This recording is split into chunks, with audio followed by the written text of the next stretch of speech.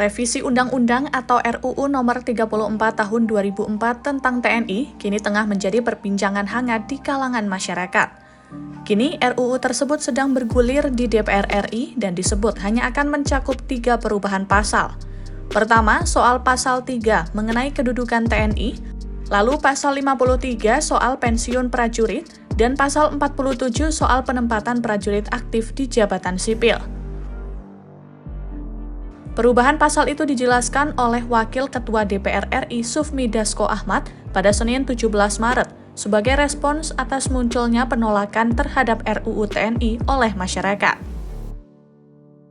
Berikut adalah rincian soal ketiga pasal yang akan mengalami perubahan dalam RUU Nomor 34 Tahun 2004 tentang TNI.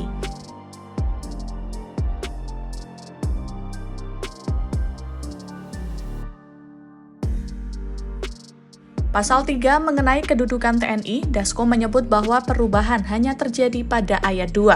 Sementara ayat 1 soal pengerahan dan penggunaan kekuatan militer tidak diubah dan tetap berkedudukan di bawah Presiden. Untuk pasal 3 ayat 2 terdapat penambahan frasa yang berkaitan dengan perencanaan strategis.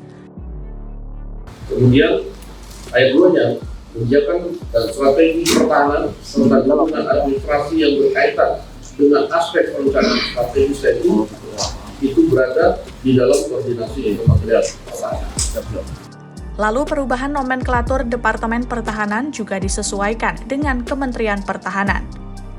Pasal 47 RUU TNI, jumlah kementerian atau lembaga yang bisa diisi prajurit aktif mencapai 16 instansi. Jumlah tersebut bertambah 6 jika dibandingkan dengan aturan saat ini.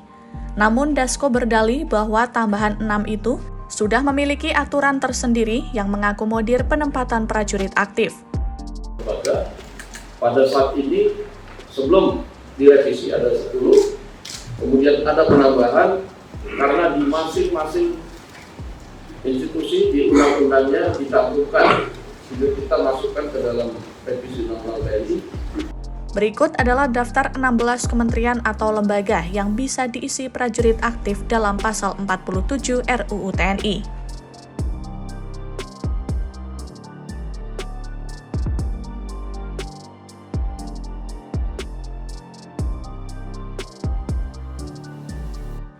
Pasal 53 dalam RUU TNI ada kenaikan usia pensiun bagi prajurit aktif jika dibandingkan dengan aturan saat ini. Kenaikan usia pensiun atau penambahan masa dinas yang ditetapkan pun bervariasi sesuai umur dan pangkat masing-masing prajurit.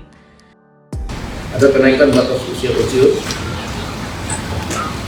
yaitu bervariatif antara 55 tahun sampai dengan 62 tahun.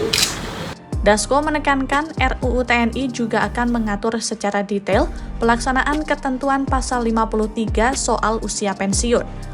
Berikut ini adalah aturan soal pensiun TNI dalam pelaksanaan ketentuan pasal 53 RUU TNI.